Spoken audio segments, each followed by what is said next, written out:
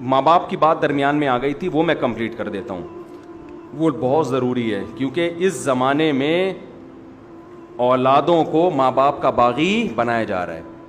اس زمانے میں ایسا نہیں ہے، ٹھیک ہے بعض ماں باپ بھی ظالم ہوتے ہیں لیکن بہت کم ریشو ہے ان کا.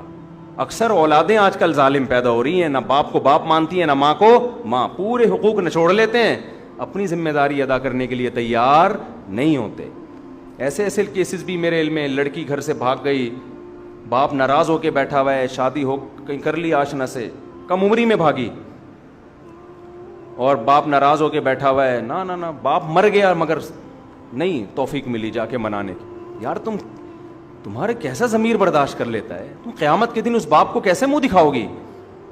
اپنی خواہشات کو قربان کر دو ماں باپ کی رضا پر.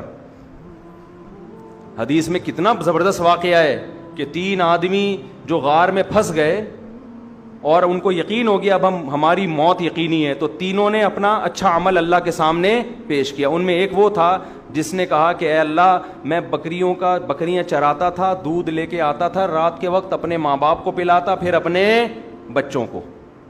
ایک دن مجھے دیر ہو گئی، میرے ماں باپ سو گئے، بچے آئے مانگنے کے لیے، مجھے غیرت آئی کہ اپنے ماں باپ پہلے اپنے بچے بعد میں، تو میں ماں باپ کو میں نے اٹھایا نہیں کہ نیند خراب ہوگی، اور بچوں کو پہلے پلا دیتا تو میری غیرت یہ گوارا نہیں کر رہی، پہلے میرے باپ اور پہلے میری ماں ہے. اے اللہ میں ساری رات پیالہ ان کے سر پہ لے کے کھڑا رہا ہوں اور میرے بچے مجھ سے وہ دودھ مانگتے رہے ہیں. میں نے کہا نہیں پہلے ماں باپ. یہاں تک کہ جب صبح ہوئی ہے ان کی آنکھ کھلی، پوری رات کھڑا رہا میں، اس لیے کھڑا رہا کہ رات میں اگر آنکھ کھل گئی تو بیچارے بھوکے ہیں کہ بھائی ابھی آنکھ کھل سکتی ہے، ابھی آنکھ بھوکے سوئے ہیں نا تو مانگیں گے. اللہم ان کنت فعلت ذلک ابتغاء وجہک فافرج عنا ما نحن فیہ فاکشف عنا ما نحن فیہ. اے اللہ اگر تجھے میرا یہ عمل پسند آیا اور میں نے یہ تجھے خوش کرنے کے لیے کیا ہے تو آج جس عذاب میں مبتلا ہوں اس عذاب کو ہم سے دور کر دے. حدیث میں آتا ہے وہ پتھر اپنی جگہ سے لڑک گیا. بہت بڑا حق ہے والدین کا، آپ ان کی قربانی دو گے ان کے لیے. اللہ اس حدیث سے پتہ چلتا ہے کہ اللہ آپ کی دنیا کی مصیبتیں بھی اس عمل کی وجہ سے دور کرے گا. پھر بھی میں بتا دوں ہرگز میرا مطلب یہ نہیں ہے کہ ماں باپ کے کہنے پر بیوی پر ظلم کرو، یہ مطلب ہرگز نہیں ہے، کیونکہ لوگ افراط و تفریط کا شکار ہو جاتے ہیں. لیکن جہاں حقوق سیم ہوں وہاں ترجیح کس کو دینی ہے؟ وہاں والدین پہلے ہیں. غیرت کا مسئلہ بنا کے ایسا نہ ہو مارنا پیٹنا شروع کر دیں. تو اور جب بیوی کہے نا تو اس کو کہیں کل تمہاری بھی اولاد ہوگی، اگر تمہارا بیٹا جورو کا غلام بن کے بیٹھ جائے اور تمہیں بھول جائے. ایک صاحب نے مجھے بتایا میری بوڑھی ماں ہے، میں اکلوتا بیٹا ہوں. ایک تو یہ اکلوتوں کے یہ نقصان بہت ہوتے ہیں، بچے ہول سیل کے حساب سے ہوں وہ ان کے لیے ماں باپ کو پالنا بھی آسان ہوتا ہے بڑھاپے میں، کئی بہن بھائی مل کے پال لیتے ہیں. اکلوتے ایک آدھ چل رہا ہے مارکیٹ میں تو ساری ذمہ داری اس اکلوتے پہ آئی ہوئی ہے. تو کہتے ہیں کہ میں اپنی ماں کو اپنے سے نہیں چھوڑ سکتا، میں اکیلا کہاں رکھوں گا، اور رہتے بھی دبئی میں. یہ پرانا واقعہ ہے، سمجھ میں نہیں آئے گا کہ غیبت نہیں ہوگی انشاءاللہ کسی کی. میری بیوی نہیں رکھنے دیتی، کہتی نہیں میں تمہاری ماں کے ساتھ. میں نے کہا شاید آپ کی والدہ کو بہت زیادہ بد زبان ہے، بعض ہوتی ہیں ایسے ٹارچر کر کر کے اس کا بیڑا ہی غرق کیا ہوا ہوگا. کہہ رہا ایسا کچھ نہیں ہے، بوڑھی ہے، اس کو بیچارے کو اس کی صحیح ہوش بھی نہیں ہے،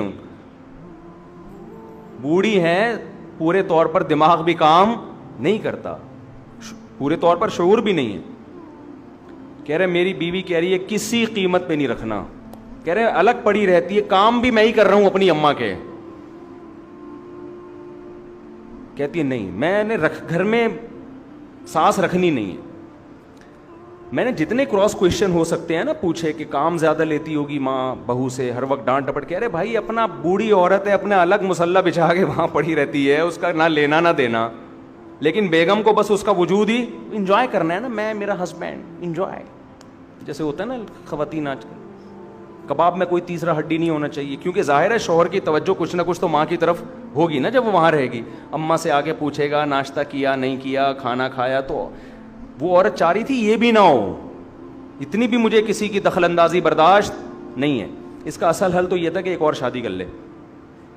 جب دیکھے گی نا ماں سے, ماں ہی اچھی تھی یار, یہ سوگن آ گئی, اس سے بہتر ہے تو اپنی ماں کی خدمت کر لیا کر. لیکن خیر, تو میں نے کہتا ہے یار نہیں. میں نے کہا بھائی پھر کیا ہے, یعنی میں نے کہا یہ تو نہیں ہو سکتا, ماں کو تو رکھنا پڑے گا آپ کو. کہہ رہے ہیں پھر میں کیا کروں. کہنے لگا کہ وہ کہہ رہی ہے کہ میں کسی قیمت میں نہیں رہوں گی. میں نے اس کو بتا دو کہ بیگم میں ماں کو اکیلا اس بڑھاپے میں نہیں چھوڑ سکتا, آپ نے رہنا ہے رہیں, ورنہ پتلی گلی سے نکلیں. آپ سمجھتے ہو کہ نہیں سمجھتے, آپ پتلی گلی سے. میں نے کہا ورنہ آخرت میں تمہاری ٹانگیں چھت سے لگی ہوئی ہوں گی, یہ عورت تمہیں اللہ کے عذاب سے نہیں بچائے گی. اور اس کو بتا دینا کہ کل میری بد دعا ہے کہ کل تمہارا بیٹا بھی اللہ کرے تمہیں الگ چھوڑ دے, الگ چھوڑ دے. اور ہم کوشش کمپرومائز ہی کی کرتے ہیں کہ یار ایک رینٹ پہ اوپر لے لو, اوپر کوشش تو ہم یہی کرتے ہیں ڈیورس تک نوبت نہ آئے. لیکن وہ اس کی ماں پاکستان میں رہتی ہے, یہاں اکیلا کیسے رکھے گا, اس کو تو دبئی بلانا ہے اپنی ماں کو. تو اس لیے میرے بھائی ماں باپ کے رشتے کو ہلکا مت سمجھو, یہ بہت بڑی آزمائش ہے. اس میں پورے اتر گئے تو کامیابی ہے, ناکام ہو گئے تو بہت بڑی ناکامی ہے اس میں.